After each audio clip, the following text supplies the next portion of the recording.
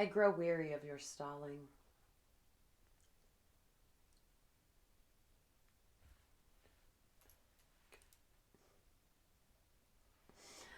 Okay, so we're finally back after a bit of a hiatus. And why did we go over a week without getting one out? There's 9 movies we had to watch to complete this series in order We to thoroughly enjoy every lasting moment of it. we gorged a marathon Every single night. of the Nightmare on Elm Street series, Every single one of them. beginning with the reboot. It started as just, we were going to watch the reboot and the She never original. seen it. She never saw the I reboot. had never seen the reboot. 2010. We originally started it to just do a comparison of that versus the original, and it kind of snowballed out of hand from there. And by number 5, I was regretting our decision But heavily. Here's the thing, though, is that because of us continually going through and decided to gorge on this, like I said, 9-movie series, it brought us into today's video. The 2010 reboot of Nightmare on Elm Street versus the 1984 Nightmare on Elm Street. Now, this new one, done in 2010, their box office was $117.7 million. They replaced Robert Englund with Jackie Earle Haley. And I think he did. I think he did a great job. He was a good replacement. Yep. I think he did justice to the character quite well. And of course, the big hype was they changed Freddy's look. They changed the actor. That was like the biggest complaint was Yeah, it was the the biggest complaint, and it actually deterred me from watching the remake because I had seen the Chucky one, and I was very, very displeased with the CGI, appearance of Chucky himself. I was pretty displeased. Yeah, totally agree. He went from scary to creepy. Yeah, in which that's what they ended up actually kind of doing in the reboot, is that they changed his appearance and changed him to be an actual looking of a burn victim instead of just being like flesh spots and stuff. He looked like a true burn victim with parts of his lip missing. And we even discussed he sounded the way a burn victim would have sounded, a slight lisp to it. Like it was almost painful to talk. And he had his movement was different. He had that kind of shoulder down on one side. Yeah. Kind of, he had that injured look versus when Englund played the part, he kind of had this arrogant badass sort of look. Like he was almost sexy. Dare I say it? But the way he held himself was kind of hot. And then with the remake, they even stated that the 2010 version, it was based off of the original idea from the 1984 version. And the concept. Freddy is supposed to be a child molester. That is what Freddy's character truly was supposed to be in 1984. However, during its time, it would not have gone over well to have that kind of movie out, even though it was a horror flick. So they changed it to where he was a child killer. The 2010 version is based off of the actual way Freddy was supposed to be, which was a creep.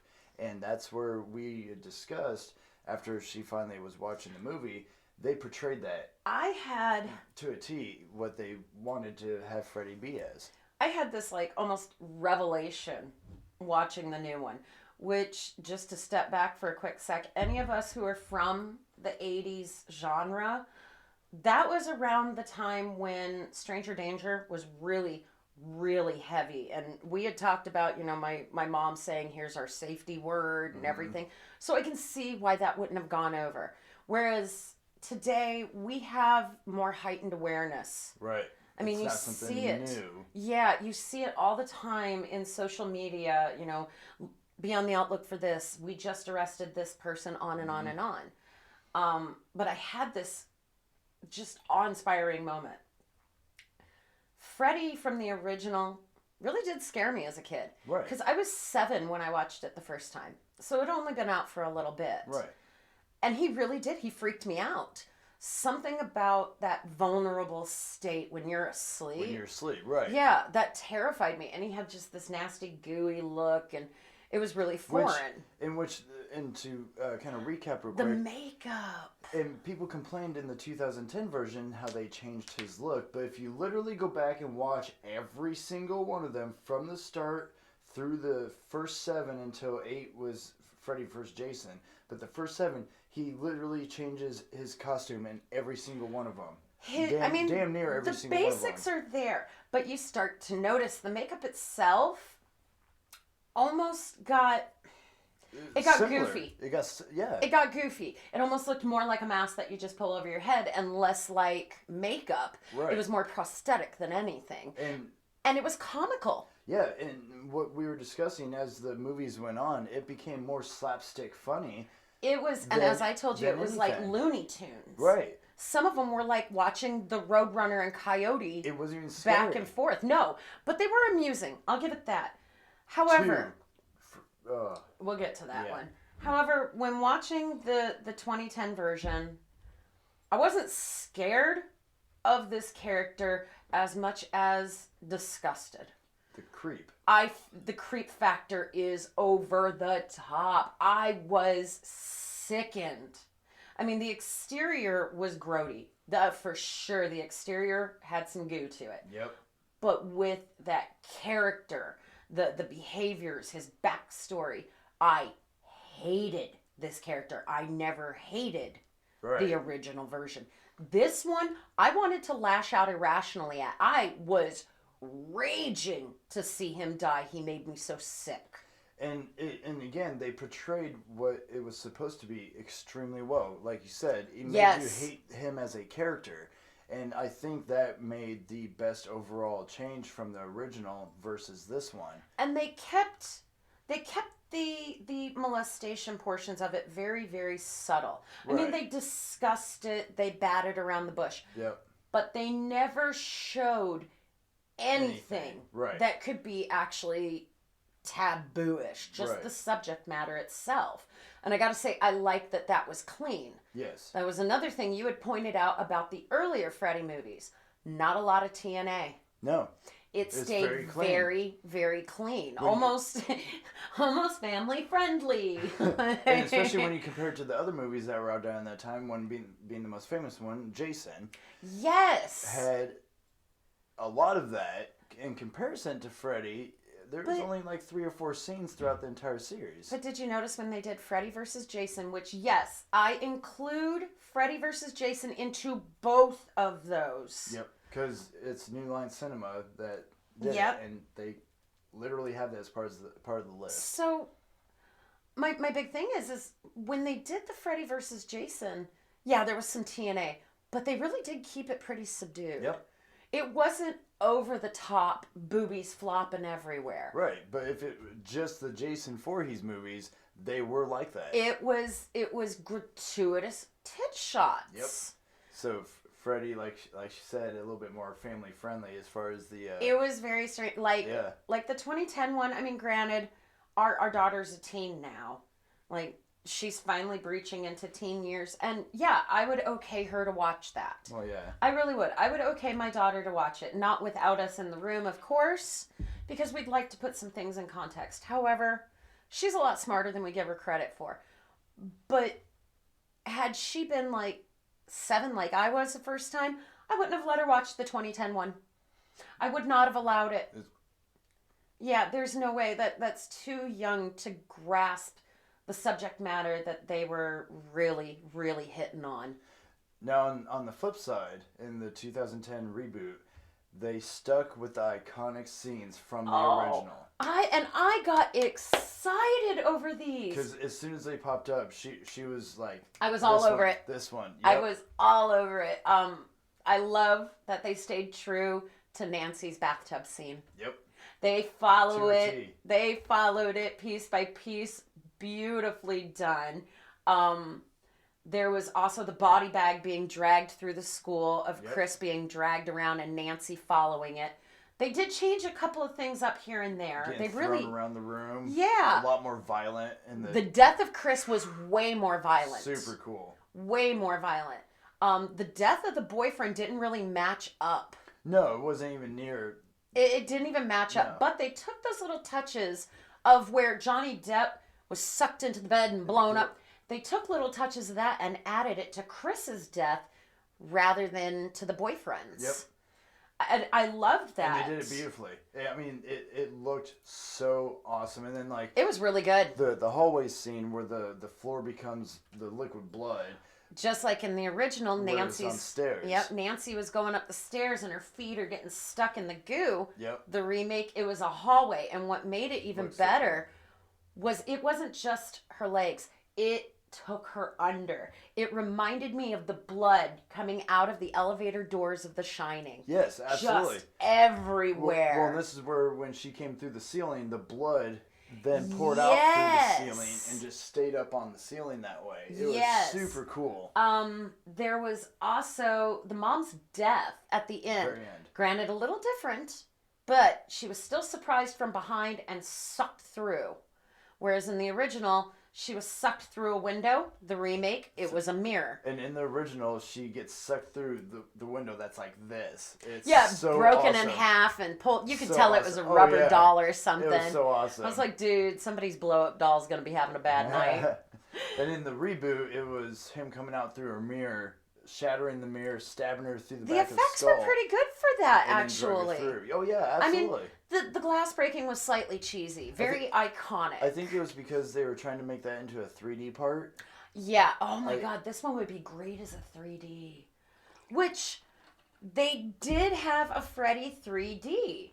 What was it? It was Dream Master, I believe.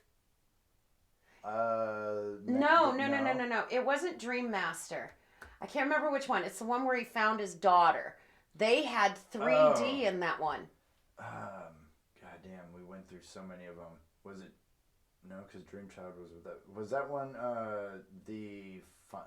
I think that one was Dream Master.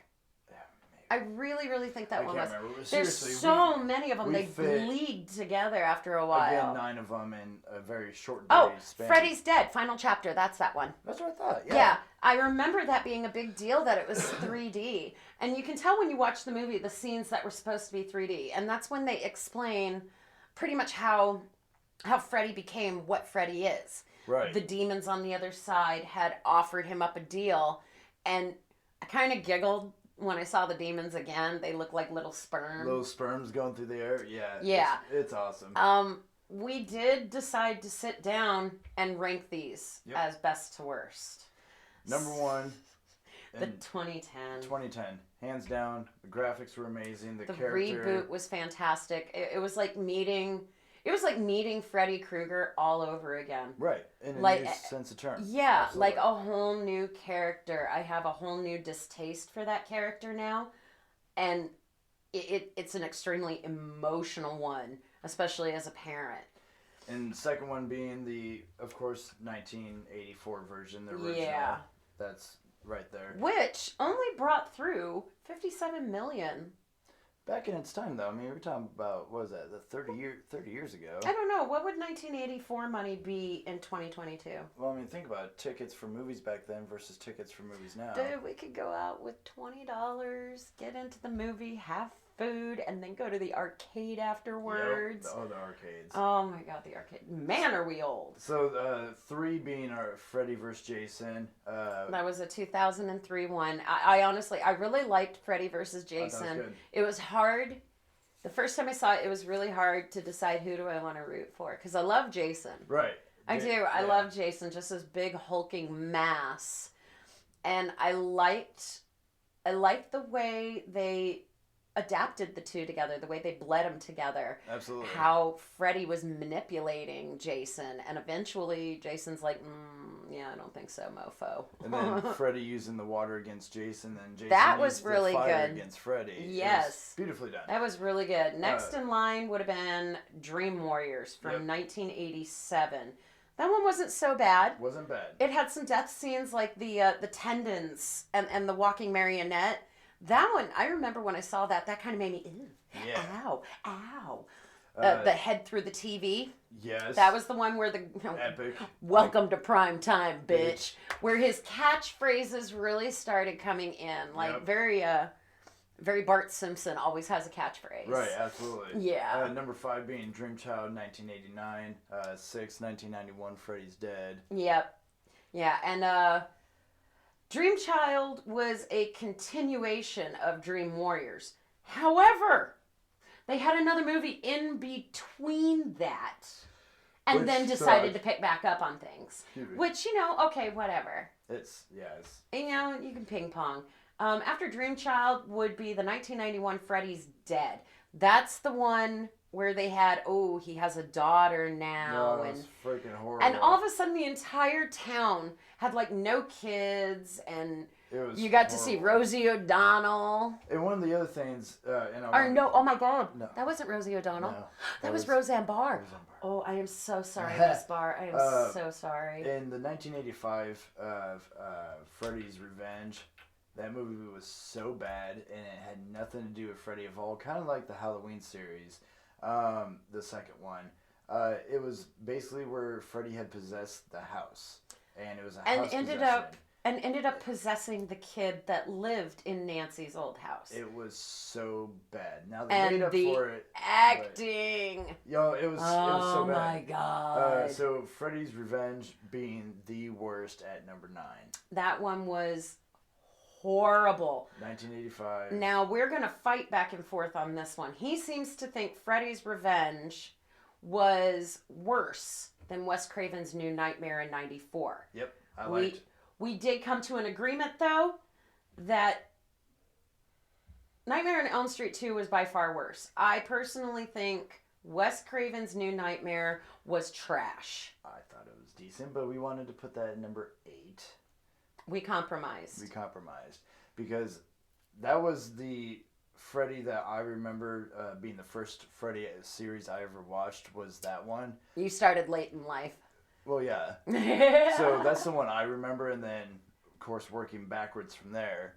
So that's the one I remember. That's the one that I thought was actually pretty decent. However, going back and rewatching, it's still not bad, but it's not great. So that's pretty much our take on it. I am way more in favor of the 2010 reboot. As much as I still have a fondness for the originals, and I do, I have a fondness because that's what helped build that foundation of my love of horror. It'll always hold a special place, but the reboot was phenomenal. 5 out of 5. Definitely. I loved it, and I will more than likely watch it again. Yeah. I thought it was great. Absolutely. I really did.